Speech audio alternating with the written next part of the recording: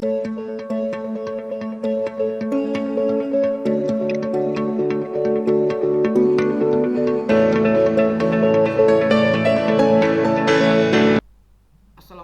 warahmatullahi wabarakatuh. Salam sejahtera untuk kita semua. Pada podcast kali ini kita akan mulai membahas pertama dari mata kuliah manajemen strategi, yaitu definisi dan ruang lingkup manajemen strategi. Topik ini sangat penting karena menjadi pintu masuk untuk memahami seluruh konsep dan teori yang akan kita bahas di pertemuan-pertemuan selanjutnya atau di podcast-podcast selanjutnya. Mari kita mulai dari pertanyaan mendasar. Sebenarnya apa itu manajemen strategi? Menurut Whelan, ya, dalam buku Strategic Management and Business Policy, ya, edisi ke-15 tahun 2018, manajemen strategi adalah serangkaian keputusan dan tindakan manajerial yang menentukan kinerja jangka panjang suatu organisasi.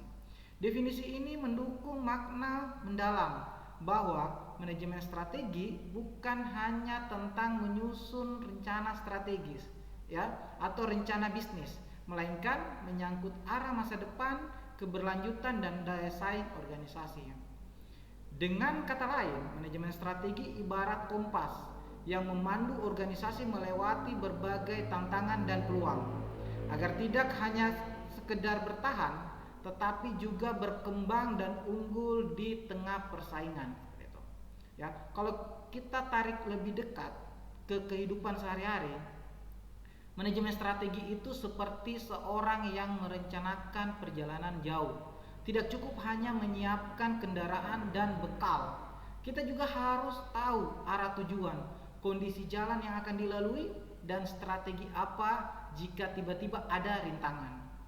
Sama halnya dengan organisasi, manajemen strategi membutuhkan mereka menetapkan tujuan, memahami lingkungan, dan menyiapkan langkah-langkah yang harus diambil untuk sampai ke tujuan itu. Sekarang, mari kita lebih dalam, ya, membahas terkait dengan ruang lingkup manajemen strategi. Ya. Whelan membagi ruang lingkup manajemen strategi ke dalam 4 tahapan utama yang juga ditegaskan dalam materi pertemuan dan slide presentasi dasar, ya, seperti itu. Pertama adalah environment scanning atau pemindaian lingkungan, ya. Tahap ini, ya, berfokus pada pengumpulan informasi, ya, dari dalam dan luar organisasi. Dari lingkungan internal, kita mencari kekuatan dan kelemahan dari lingkungan eksternal, seperti itu. Kita mengidentifikasi peluang dan ancaman. Hasil scanning ini biasanya dirangkum dalam analisis SWOT, ya, seperti itu. Tahapan ini sangat penting karena strategi yang baik selalu berangkat dari pemahaman realitas, bukan sekedar angan-angan. Gitu. Kedua adalah strategi formulation atau perumusan strategi. Setelah memahami kondisi internal dan eksternal, organisasi merumuskan strategi untuk masa depan. Disinilah, ya, visi, misi, nilai, dan tujuan organisasi memahami peran besar. Formulasi strategi menjawab pertanyaan, kemana arah organisasi, bagaimana manfaat peluang, bagaimana mengatasi kelemahan. Strategi yang diformulasikan biasanya berupa rencana jangka panjang yang disusun secara terukur dan sistematis. Seperti itu. Ketiga adalah strategi implementation atau pelaksanaan strategi, ya, atau penerapan strategi. Tidak cukup hanya merumuskan strategi di atas kertas. Strategi harus dijalankan dalam tindakan nyata. Implementasi mencangkup kebijakan, program kerja, alokasi sumber daya, hingga perubahan struktur organisasi bila diperlukan. Tahapan ini sering menjadi tantangan besar karena strategi yang bagus bisa gagal bila tidak dijalankan dengan baik. Seperti itu. Keempat, ada yang namanya evaluation and control atau evaluasi dan pengendalian. Organisasi harus terus memantau apa strategi yang dijalankan sudah sesuai dengan tujuan awal. Jika ada penyimpangan, maka dilakukan koreksi. Evaluasi memastikan bahwa strategi selalu relevan dengan perubahan lingkungan dan tidak membuat organisasi kehilangan arah. Dengan demikian, ruang lingkup manajemen strategi sebenarnya adalah sebuah siklus yang terus berputar, ya. Memindai lingkungan, merumuskan strategi, melaksanakan, lalu mengevaluasi dan kembali lagi ke tahap awal, ya, dengan penyelesaian yang baru seperti itu. Proses ini tidak pernah berhenti karena lingkungan bisnis selalu berubah. Selain tahapan tadi, ya, Wellen juga menekankan bahwa manajemen strategi tidak selalu harus formal. Dalam praktiknya, banyak organisasi kecil memulai proses strategi dengan pertanyaan sederhana. Di posisi kita sekarang, jika tidak ada perubahan, kemana kita akan sampai dalam 5 atau 10 tahun ke depan? Seperti itu. Apa yang harus kita lakukan untuk tetap relevan? Seperti itu. Dan apa resiko serta keuntungan dari tindakan itu, ya. Pertanyaan-pertanyaan sederhana ini sebenarnya sudah menggambarkan esensi dari manajemen strategi. Manfaat dari penetapan manajemen strategi juga tidak kalah penting untuk kita pahami. Menurut Wellen, organisasi yang menjalankan manajemen strategi dengan baik akan memulai atau akan memiliki visi yang lebih jelas, fokus yang lebih tajam, dan hal-hal yang penting seperti itu, serta pemahaman yang lebih baik terhadap perubahan lingkungan. Dengan kata lain, strategi membantu organisasi tidak hanya bereaksi, tetapi juga proaktif menghadapi perubahan. Selanjutnya, mari kita perhatikan peran manajer dalam lingkungan, ya, atau dalam ruang lingkup manajemen strategi. Strategi tidak hanya menjadi tugas CEO atau pemimpin puncak, tetapi juga melibatkan berbagai level organisasi. Disinilah, ya, kita mengenal konsep tingkatan strategi korporasi, strategi bisnis, dan strategi fungsional. Strategi korporasi, ya, fokus pada arah keseluruhan perusahaan, ya. Strategi bisnis fokus pada cara bersaing dalam industri tertentu. Strategis fungsional fokus pada bidang-bidang seperti pemasaran, produksi, keuangan, atau sumber daya manusia.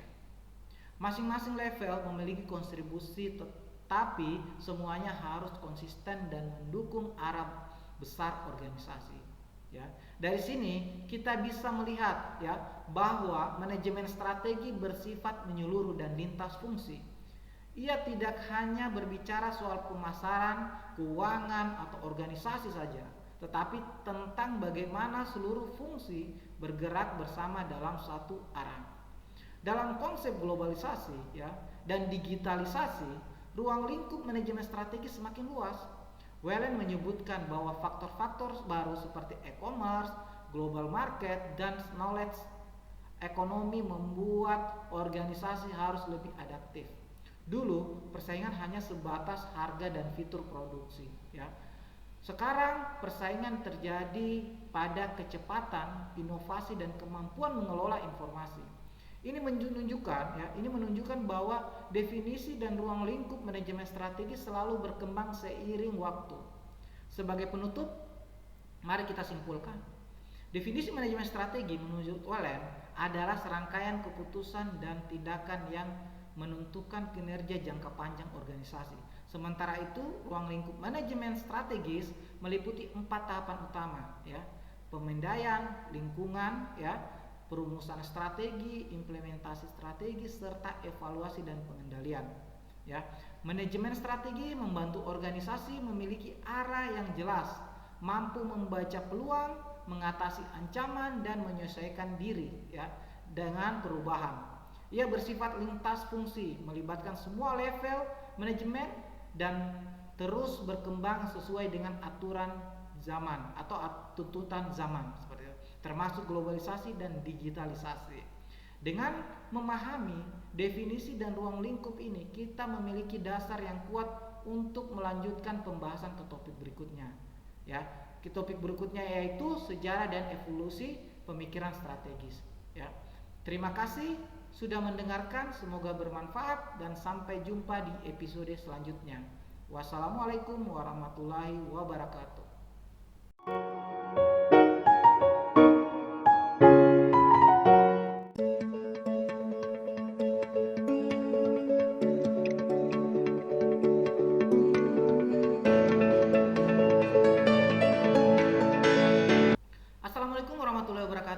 salam sejahtera untuk kita semua. Pada episode podcast kali ini ya, kita akan melanjutkan pembahasan mengenai manajemen strategi.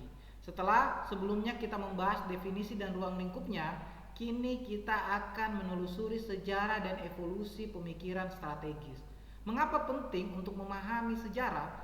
Karena dengan mengetahui bagaimana strategi berkembang dari masa ke masa, kita bisa melihat bahwa konsep manajemen ya, strategi bukanlah sesuatu yang statis, melainkan terus berubah mengikuti perkembangan lingkungan, bisnis, teknologi dan kebutuhan organisasi. Mari kita mulai dari asal usul ya, kata strategi ya. Kata strategi berasal dari bahasa Yunani kuno, strategios ya, yang berarti seni seorang jenderal dalam mengatur pasukan ya, seperti itu. Jadi dulunya manajemen strategi ini diimplementasikan pada wilayah peperangan, wilayah militer seperti itu, untuk mengatur strategi dalam perang. Sejak awal ya, strategi erat kaitannya dengan dunia militer ya, seperti itu. Bagaimana memposisikan pasukan, bagaimana mengalahkan lawan, dan bagaimana meraih kemenangan. Seiring waktu, istilah ini kemudian diadopsi ke dunia bisnis, terutama setelah Perang Dunia Kedua. Ya, ketika kompetisi antar perusahaan semakin tajam dan kompleks. Ya, Wellen menurut pemikirannya ya tentang strategi dalam dunia bisnis berkembang melalui beberapa fase. Ada 4 fase evolusi utama ya yang patut kita perhatikan dalam perkembangan manajemen strategi. Fase pertama adalah basic financial planning. Pada tahapan ini, organisasi masih memandang strategi sebatas proses perencanaan anggaran. Ya, anggaran apa? Anggaran tahunan seperti itu. Fokus utama adalah menghitung pemasukan dan pengeluaran serta memastikan perusahaan bisa ya bertahan secara finansial. Ya. Strategi belum dipahami secara luas ya, seperti itu. Sebagai arah jangka panjang, melainkan lebih sebagai rencana operasional jangka pendek. Bayangkan sebuah toko kecil di era 1950-an ya. Saat itu ya sang pemilik mungkin membuat perhitungan sederhana ya, berapa banyak barang yang harus dibeli dari pemasok ya, seperti itu. Beberapa harga jual ya, dan beberapa keuntungan yang diharapkan. Ya. Inilah bentuk paling dasar dari strategi, yaitu perencanaan keuangan yang sederhana. Fase kedua adalah forecast based planning ya, seperti itu. Ya, memasuki era 1960-an ya hingga 1970-an ya, perusahaan mulai menyadari bahwa tidak cukup hanya membuat perencanaan tahunan. Lingkungan bisnis ternyata tidak bisa diprediksi hanya dengan menggunakan tren masa lalu untuk memproyeksikan ya kondisi masa depan. Misalnya ya proyeksi penjualan ya, tren peminat atau pertumbuhan ekonomi. Pada fase ini ya, perusahaan mulai menyusun rencana jangka menengah ya. Biasanya 3 atau sampai 5 tahun ya, seperti itu. Namun masih ada keterbatasan seperti itu. Karena proyeksi seringkali hanya linear ya, seolah masa depan pasti mengikuti pola masa lalu seperti itu. Fase ketiga adalah ya externality oriented planning ya. Di era 1970-an hingga 1980-an muncul kesadaran bahwa lingkungan eksternal memainkan peran besar. Perubahan pasar, regulasi, teknologi, ya, bahkan geopolitik bisa mengguncang rencana bisnis yang sudah disusun rapi. Karena itu, perencanaan mulai berorientasi keluar. Perusahaan mulai melakukan analisa ya atau analisis terhadap pesaing, pelanggan, pemasok, bahkan kondisi sosial dan politik. Disinilah ya lahir beberapa atau berbagai alat analisis strategi ya yang kita kenal hingga saat ini, seperti analisis industri, analisis pesaing, dan kerangka Porter ya, seperti itu. Strategi mulai dipahami bukan hanya tentang keuangan dan ramalan, tetapi juga bagaimana perusahaan bisa membaca dinamika eksternal untuk tetap bertahan. Keempat, ya, atau fase keempat adalah strategi manajemen. Ya. Mulai dari tahun 1980-an hingga sekarang, ya, strategi tidak lagi dipandang sebagai dokumen rencana semata, melainkan sebagai proses yang berkesinambungan. Manajemen strategi melibatkan, ya, formulasi, implementasi, evaluasi, dan pengendalian strategi dalam siklus yang dinamis. Dalam fase ini, organisasi dituntut bukan hanya adaptif, tetapi juga proaktif, seperti itu. Tidak cukup hanya merespons, ya, perubahan, perusahaan harus mampu menciptakan perubahan, ya, berinovasi dan memimpin pasar. Manajemen strategi modern juga menekankan pentingnya visi, misi, nilai, serta keterlibatan semua level organisasi. Selain keempat fase evolusi tersebut, Wellen juga, ya, dalam bukunya mengingatkan bahwa strategi terus berkembang seiring munculnya teori-teori baru. Seperti itu. Ya, misalnya teori population ecology, ya, seperti itu, yang melibatkan organisasi harus menyesuaikan diri dengan lingkungannya, atau teori resource based view, ya, yang menekankan pentingnya sumber daya internal, ya, sebagai keunggulan kompetitif, seperti itu. Ada juga teori learning organization, seperti itu, yang menekankan bahwa organisasi harus menjadi tempat belajar yang berkelanjutan agar mampu bertahan di tengah ketidakpastian, seperti itu. Kalau kita tarik ke konteks globalisasi, ya, dan digitalisasi hari ini, ya, evolusi pemikiran strategi semakin jelas terlihat. Gitu. Strategi cukup fokus, ya, pada produk dan biaya, tetapi sekarang strategi juga harus memikirkan kecepatan inovasi, ya, manajemen pengetahuan, ya, teknologi digital hingga keberlanjutan lingkungan. Sebagai contoh, perusahaan seperti Nokia, ya, pernah mendominasi industri telepon seluler dengan apa? Strategi diferensiasi produknya, ya. Namun karena gagal mengikuti perubahan teknologi dan kebutuhan konsumen, mereka tertinggal saat ini. Sebaliknya, ya, perusahaan seperti Apple, ya, mampu membaca tren dan berinovasi, gitu, sehingga tetap relevan. Ya, inilah bukti nyata bahwa strategi adalah sesuatu yang harus terus berkembang, seperti itu. Ya. Dari materi pertemuan 1, ya, kita juga diingatkan bahwa evolusi manajemen strategi, ya, membuat peran manajer semakin luas. Dahulu, manajer hanya dituntut pandai mengatur anggaran. Ya, itu dulu. Sekarang manajer itu dituntut memiliki kemampuan analisis lingkungan, ya, berpikir lintas fungsi, serta mengintegrasikan berbagai kepentingan pemangku kepentingan.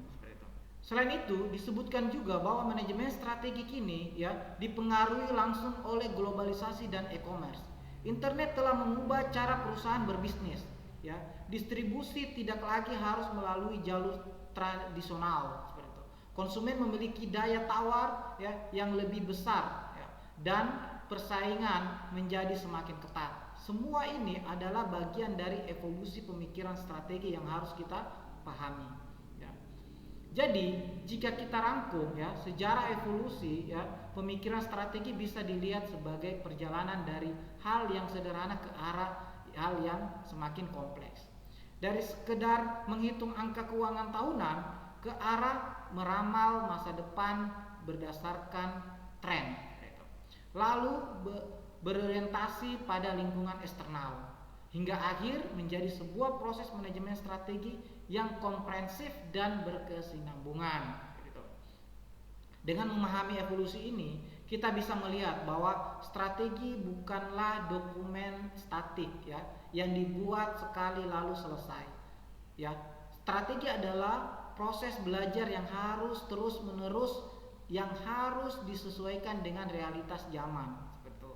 Saudara-saudara pendengar, ya, podcast kali ini, mari kita tarik hikmat dari pembahasan hari ini. Ya. Evolusi strategi mengajarkan kita bahwa organisasi yang bertahan bukanlah yang paling kuat atau yang paling besar, melainkan yang paling mampu beradaptasi. Sama seperti dalam kehidupan pribadi, kita juga membutuhkan strategi yang fleksibel seperti itu.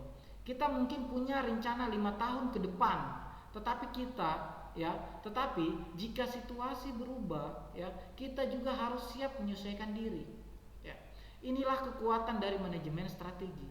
Dia bisa membantu kita tetap fokus pada tujuan, tetapi sekaligus memberi ruang untuk beradaptasi seperti itu. Ya. Demikian pembahasan mengenai sejarah dan evolusi pemikiran strategi menurut Wellen. Ya. Pada episode berikutnya, ya, kita akan masuk ke pembahasan mengenai tingkatan strategi korporasi bisnis, ya, korporasi bisnis dan fungsional. Seperti itu. Terima kasih sudah mendengarkan, semoga bermanfaat dan sampai jumpa di podcast selanjutnya. Wassalamualaikum warahmatullahi wabarakatuh.